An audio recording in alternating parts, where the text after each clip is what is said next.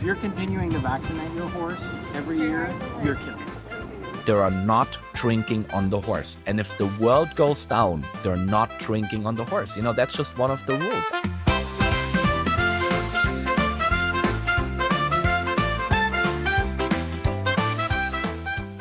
And I'm gonna have to stop you right there. What in the rage bait, clickbait, bull is this?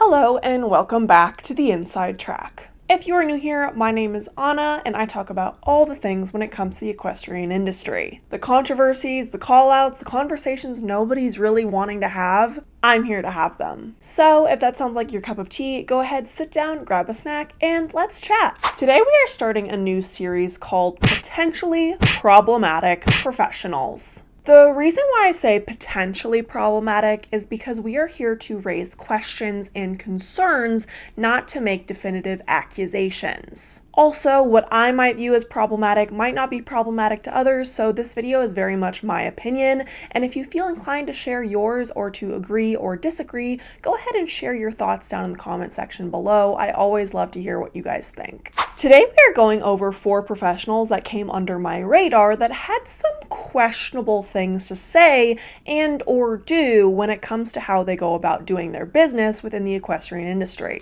First up is this video that I found on TikTok regarding how a farrier handled a horse getting trimmed.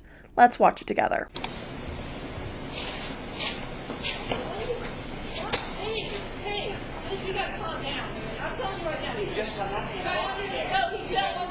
I'm watching you. You go over. No, you can finish him up. I'm paying you $60. You can pay the stupid shit up. Listen, I understand. I've watched you, but don't hit my fucking horse. I understand. My muscles are really fucking tight right now. But don't fucking hit my horse again. That's okay. I'm so fucking serious. I'm emotional today. So are you. Oh, fuck you. Honestly, let's give a round of applause to this owner who put her foot down and refused to let this behavior continue.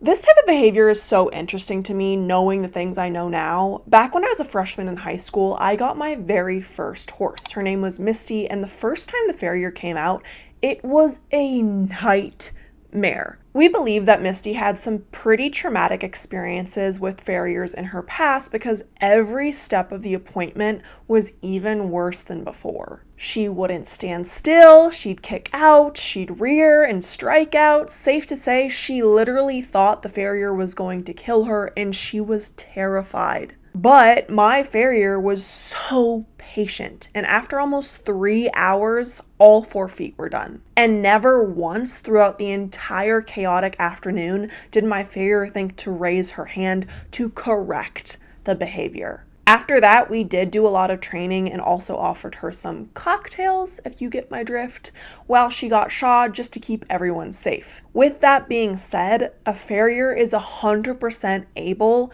to control their emotions, even in a not so favorable situation. Back to the video at hand, just to give a little bit of a backstory, I actually messaged this woman who had this altercation with her farrier, and she said that this farrier had been working with this horse and with the owner for about 1.5 years. Which tells me that the farrier was familiar with the horse and their behaviors, and not once before this was the horse ever hard to handle. Since this appointment happened to be during a time of day that was hot, she had kindly set up a fan to help keep her farrier cool while he did his job. And as the farrier worked from the front end to the back, by the time he reached the hind end, the horse had moved a little too close to the fan, standing on the tack box. The owner tried to ask him if she could move the horse up so everyone had more room and felt more comfortable, but the farrier snapped at her and told the owner just to hold the damn horse, to leave him there, and that they were both fine. As he was trying to finish that back left leg, he accidentally dropped the horse's leg in an effort to reach for his next tool, which caused the horse to become unbalanced and fall not only into the farrier, but also into the fan standing on the tack box. We then see that the farrier became visibly distraught, assuming the horse did this on purpose. Yeah, right, buddy. And the farrier proceeded to hit the horse on the butt with his rasp. Now, I know that this hit was not very hard, but it was still the thought that was shocking and quite damning, in my opinion. I understand how frustrating it can be to be put in situations like that. It's hot, you're already overwhelmed by the heat and the exhaustion from the work that you're doing, and it's uncomfortable to be put in between a horse's back end and a box fan sitting on a tack trunk. But this was all his fault. He refused to move the horse, his tools weren't within reach, and he dropped the horse's leg, causing him to become unbalanced. You cannot possibly blame a horse for all of that when you were literally given the opportunity to fix these problems not even 2 minutes ago. Good on the owner for clearly letting the farrier know that this behavior was not acceptable whatsoever. Don't get me wrong, there are plenty of people who are in this kind of work with horses, this type of service work, if you will, whether they're a farrier, a vet, a body worker, etc.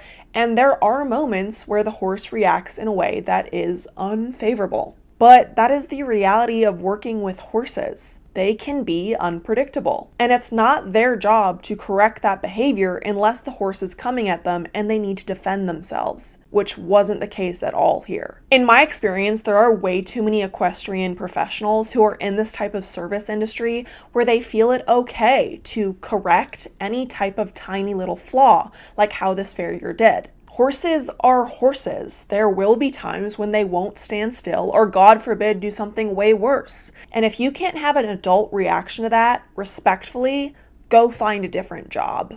Let me introduce to you Dr. Mark DePaulo, an equine vet who has an interesting series of thoughts and opinions on routine vaccinations for your horse. Let's take a look. All right. 5 things that I wouldn't be afraid to tell you if I knew I wasn't going to hurt your feelings. If you're continuing to vaccinate your horse every year, you're killing it. And I'm going to have to stop you right there. What in the rage bait, clickbait, bullshit is this? Now, apparently in a few separate videos following this one, he goes on to explain why he believes this and that we should be testing our horses to see if they actually need to be vaccinated. But frankly, I don't give a about your explanations and what your reasonings are. There are a select few individuals that should not partake in clickbait and rage bait, and an equine vet is probably within the top 3. Do you know what kind of harm that accusation could do for the industry at large, given how many horses travel on an almost weekly, if not monthly basis to horse shows, to events, to clinics, to lessons? Spreading this message would do a lot of damage. Let me just first say that I am not an equine veterinarian, so everything that I say in this video and on this platform comes from a lot of research as well as personal experience. So do not take anything I say as medical or legal advice, and always consult a professional if you have any questions. But maybe just not this professional. Let me be clear, he isn't saying that you should not vaccinate your horse at all, but he is saying that we should only vaccinate horses when they truly need it. Like I said, you do not get to make this rage bait or fear-mongering type of statement with nothing to back it up or explain yourself further in the name of content and to push whatever narrative you're desperately trying to push within your practice. It is so unbelievably irresponsible. To make his argument a little more understandable, let's discuss how a vaccine actually works. In a vaccine, there are core components, and that is either a lived or killed pathogen, basically the sickness, and the other component in the vaccination is something called an adjuvant, which is designed to enhance the immune response. These adjuvants basically act as irritants, which triggers a stronger response to the pathogen within the vaccine. These adjuvants contain very, very small quantities of chemicals like mineral salts, oil and water emulsions, polymers, etc. And Dr. Mark here is claiming that the body never purges certain chemicals. They just accumulate within their body over their lifetime. And apparently, also, according to him, once they accumulate enough, serious illness can occur, like a neurological disorder, kidney failure, and colic or digestive distress. And this thinking might have been right a long time ago, but these vaccines that we have today are specifically formulated now to not hurt the horse, to lower potential side effects, and most importantly, to protect them. First of all, most vaccines that contain adjuvants that raise some eyebrows, say adjuvants that carry aluminum hydroxide, ethyl mercury-based preservatives, or phosphates, I know they sound scary, but given the quantity of what is given, these chemicals are in fact capable of being processed appropriately within your horse's body. And the reality of the situation, even if there are some horses that hold onto these chemicals differently, or there are certain horses that react differently to different vaccines, fear-mongering the greater population into not routinely vaccinating your horse puts everyone in the industry at risk. And that is why this statement is so unbelievably irresponsible. Vaccines are used and were created to keep the community safe. Yes, it's important that we protect each other as individuals, but properly vaccinating your horse is a team sport. Meaning, if a decent amount of the team, aka the horse community, stops routinely vaccinating their horses, the whole ship will go down. If more and more people refuse to vaccinate their horse because they think that these routine vaccinations are slowly killing them, there will be more and more cases of diseases and illnesses. Even though a vaccine is meant to protect your horse's body, statistically speaking, there will be 1 or 2 horses out of every 50 or so who could possibly show minor signs of the disease or illness if they came in contact with the virus despite being vaccinated. However, if there are more and more horses who are not partaking in routine vaccinations, that number will climb enormously. And more horses, vaccinated or not, would become infected and face either complications or death. I'm just so shocked and disappointed to see that a veterinarian is partaking in this type of fear-mongering, especially knowing that there are so many people who are non-vaxxers. Spreading this type of ideology, no matter how you want to explain it afterwards, is so unbelievably unsafe, irresponsible, and just plain stupid. Have you guys ever heard of the UDJC, or otherwise known as the United Dressage and Jumping Club? It is a rather new organization that was created as an alternative to traditional equestrian circuits and horse shows, where he focuses on keeping horse shows affordable, educational, and accessible. Overall, it is a fantastic organization, and it is very, very needed within the industry. And I am in full support of this new show atmosphere. However, there was a clip from a podcast he did that went viral for all the wrong reasons. Let's take a look. They're not drinking on the horse. And if the world goes down, they're not drinking on the horse. That's just one of the rules. I don't care. From a safety perspective? It's not a safety issue. It's just because if the horse is not drinking, you're not drinking. That's how easy it is. You have 45 minutes on the horse. You don't need to drink water now. We didn't drink any water in the 90s. That's probably why everybody's David, so thirsty now. I'm picking up on a big water issue with you. The Stanley Cup. It drives me nuts. When I hear that sound of a Stanley Cup with the ice in it, that sound already gives me goosebumps. For real. Can I send you a thank you gift for like a Stanley Cup with a Broke Horse Mom sticker on it? Please. Yeah, I can't afford it. It's just this sport requires so much discipline. I mean, it's just on a different level. We're dealing with animals. Discipline is so big, so I don't want them to walk around on the buckle like this and then, oh, my Stanley Cup. And phones, don't even think about phone. We don't even need, I get, we don't even need to talk about phones. Yeah. You're on the horse now. You're focused. You're focused on your riding. You're not focused on drinking. You're not focused on your phone. You're focused on riding now, because also the horse deserves your full attention when you're on the horse. Yeah. Honestly, it's just laughable. Like, I get the point he's trying to make. There are a lot of students who use asking for a water break to procrastinate or to put off going to go do a certain exercise. But honestly, as someone who used to teach a lot of kids and adults, if the riders aren't interested, that day, or even at all. Who cares? It's not your job to convince them otherwise. If they're taking up a valuable spot for someone who could actually really appreciate the lesson, then just be honest with them that they either need to find a new barn or stop treating every moment within their riding lesson like you're pulling teeth.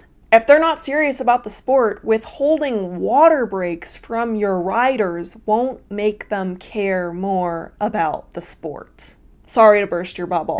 Also, his comment about how in the 90s, how nobody drank water and everyone was fine. Yeah, in the 90s, everyone thought a bump of snow, a cigarette, and a Red Bull was an adequate lunch, and then hopped on their horse to go jump around the mini pre. Like, are we seriously comparing the 90s to now? The 90s was an era that was literally infamous for how poor we treated our bodies in terms of overall health and nutrition practices. Be so for real. What's really funny to me is how many people take this sport so ridiculously seriously. Do not get me wrong, I myself am very competitive and I have dreams and goals within the sport, and there is nothing wrong with that. Truly. I mean, we're jumping farm animals over colored sticks and asking them to go do fancy circles in a white picketed fenced arena.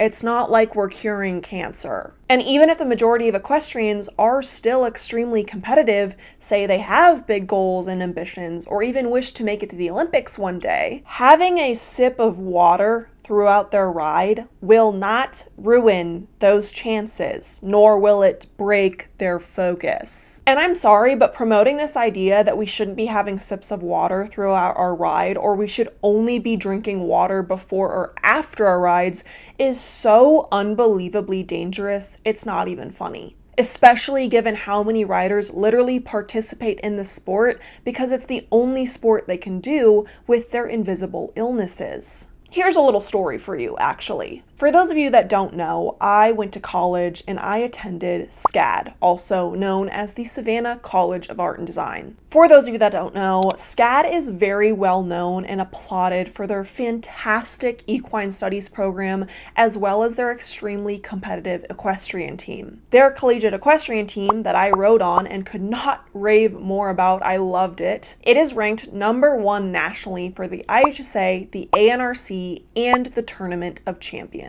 SCAD has won IHSA Nationals for the 5th time this past year with a record-breaking 61 points. They won the ANRC National Team Division 11 times out of the last 17 years, and they have won the Tournament of Champions 13 consecutive times, meaning for over a decade, they claimed victory 13 years in a row. And you know what was mandatory for all of our riding lessons? To bring a water bottle so we can hydrate ourselves throughout our lesson. And you know what never happened when we went to go drink our water? It never broke our focus. And actually, even funnier of a story, the one time I didn't bring a water bottle to my riding lesson in college, I passed out off the side of my horse.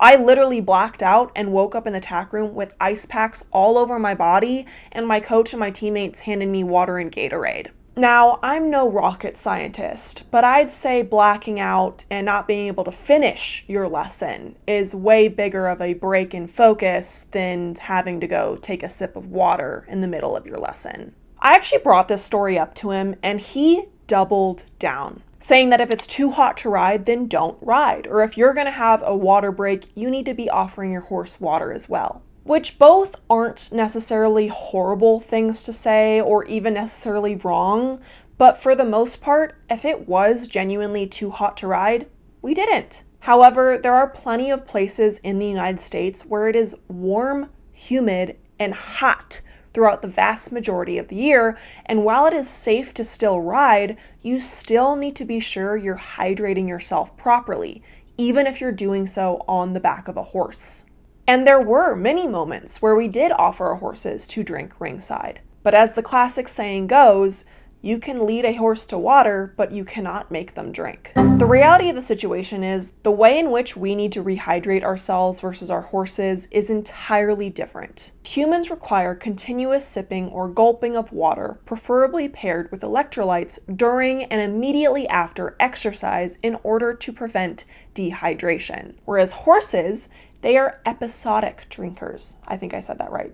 Meaning they consume large quantities of water in just a few long sessions. On average, a horse will drink 5 to 15 gallons of water daily, but will only really visit their water trough a few times a day. During exercise, horses can lose up to 20 to 25 liters of fluid during intense work, and they'll still be relatively fine as long as they're rehydrated properly after working. I know you can't be drinking water while doing an exercise, but having a little water break during a moment in which your coach is going to talk you through what happened and what to do next, it's like knocking out 2 birds with 1 stone. Not every moment within your 45-minute lesson is supposed to be intense work. Not every moment in your 45-minute lesson is supposed to be riding through an exercise. Some of the best learning moments were through breaks and lessons where I was able to discuss what was happening with my coach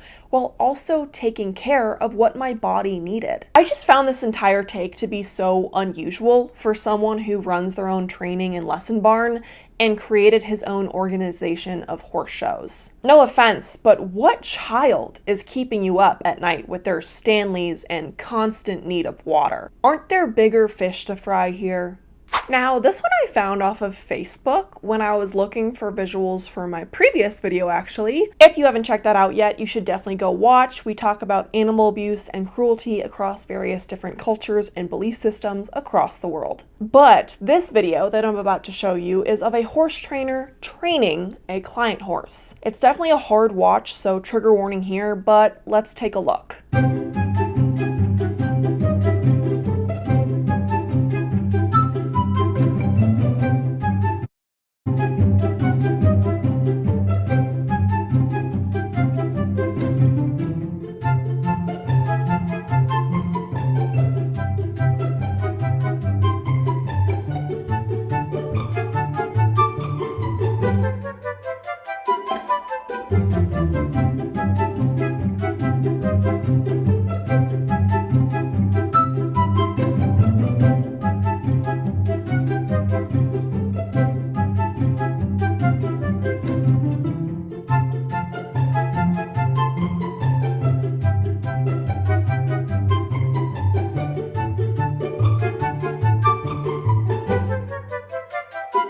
So that was JLA Horsemanship from Kansas. I'm sorry, I just have to point out her bio. I find her bio for her Facebook business page interesting to say the least after this video is surfaced. Not sure what her definition of leadership is, but I know mine, and it sure as heck ain't what was seen in the video. I'd love to know how this type of behavior is listening to the horse or even advocating for them at all. Just disappointing, right? Just like a huge what the flying. In this big year of 2026, you still think it's totally fine to have a literal temper tantrum when a horse just isn't listening to you? I mean, seriously, you look like my freaking toddler when I tell him he's had enough frozen yogurt for the evening. This video was taken because the owners of this horse were just seeing how the horse was doing in training, and they were disappointed. Shocker. I know. She posted her statements and videos to her business page to make it seem like the clients were totally fine with the behavior, and then included a series of videos where all she posted were the good moments. How fitting. Huh. She also tries to blame the owners because they were apparently giggling at the situation. I think what a lot of people fail to realize is when people are faced with an upsetting or traumatic situation, they can sometimes laugh in the moment as if they're thinking, this isn't seriously happening right now, is it? and not laughing in a hee hee ha ha kind of way. They're laughing because they're in disbelief and extremely uncomfortable with what is happening right in front of them. They're not laughing because they agree with how you're handling the situation. Going back to the video, I understand the purpose of getting a horse to move their feet and getting them to respond well off of pressure, especially when it appears that they are dull and do not have much care in what the rider or handler wants them to do. But there is a huge difference between applying pressure and whipping a horse excessively with a whip and hitting and kicking a horse from the ground. The lack of emotional regularity is actually concerning. Learn how to control your emotions even when you're with a dangerous horse, or don't work with horses. Reacting in such a way will only make supposed dangerous horses more dangerous. With all that being said, I do hope to make this type of video more into a series, so if you have any suggestions or see any clips online, you can definitely email them to me at theinsidetrack.equestrian@gmail.com. You can also send them to me on any of my socials, where my @ is @theinsidetrack.eq. Just another reminder that these are all just my opinion, and nothing I say or do is to be used to make any definitive accusations against any of the people we discussed today. Anyways, this is the end of this video. Thank you so much for watching, and if you did enjoy it, don't forget to like and subscribe, and feel free to leave your thoughts down below. Thanks again so much for watching. See you next time. Bye.